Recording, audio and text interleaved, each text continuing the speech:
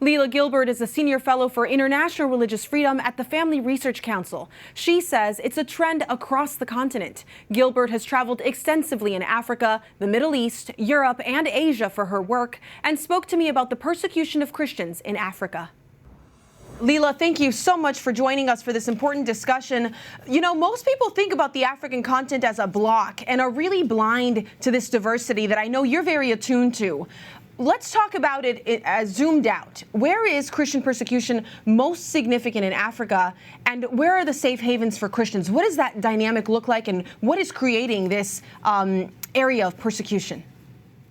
It's really difficult to talk about areas of safety, although some Christian countries do a better job of preventing attacks. But generally speaking, what's happened there has been a widespread increase of radical Islamist activity.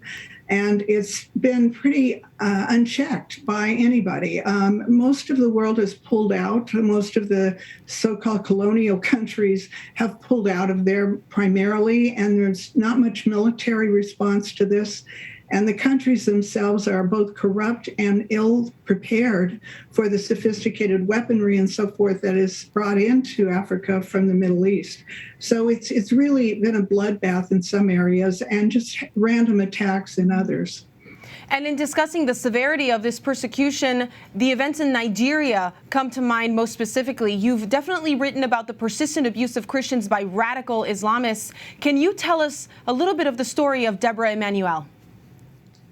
Yes, that is one of the most tragic stories we've had in a long time, because this young woman is a Christian student at a university, actually a college, and she was, they were aware of the vulnerability of Christians, and she wrote something on WhatsApp about how Jesus had helped her do well on her exams, and he is the greatest.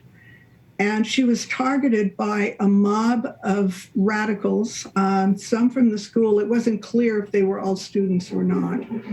But in a short period of time that morning, after the discussion took place, she was attacked, stoned, and by stoned, I don't think they mean rocks. I mean, they beat her to death with rods and sticks and then burned her body in the full view of armed so-called protectors that did nothing to intervene. And the story just died out after a few days, but it really epitomizes the incredible violence in Nigeria toward Christians, and based on blasphemy. This was the excuse, that blasphemy is in Islamist law a crime that requires capital punishment. So she was executed for that reason. And this caused an uproar for some time. Even some Muslims spoke out against it, but it died out within a week or so. And we know blasphemy laws are controversial and important to track, especially at the international level, where people are trying to limit religious violence, but at the same time, it also ends up limiting free speech. So it's an important issue for us to track. But I do think that it's important to say her name, Deborah Emmanuel, so that people know her story and look her up. The State Department added and then dropped Nigeria over the course of 2 administrations as a country of particular concern, a CPC. Why does this designation matter or make a difference in the international sphere?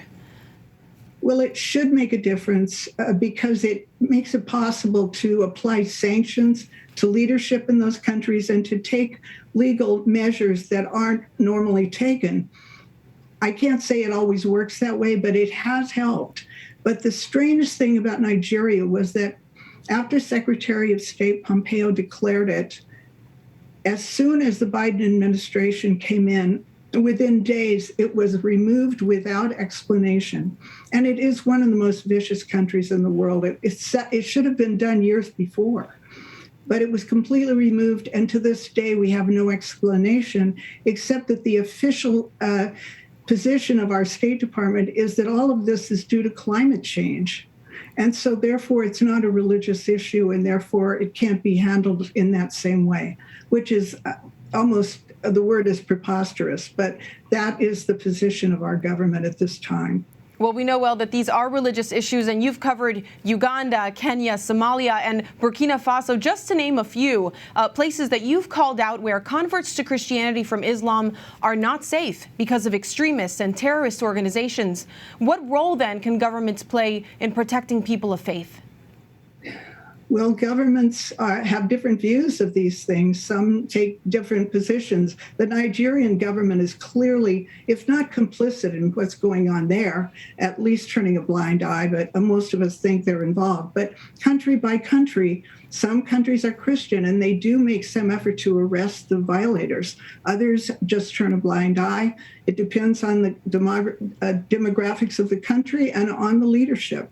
The West is not involved, and there is a tremendous bloodbath going on across Africa because of ISIS and the engagement of some of these radical groups with ISIS still centered in Iraq. So this is not being talked about much, but there's a clear line across the continent where this is taking place.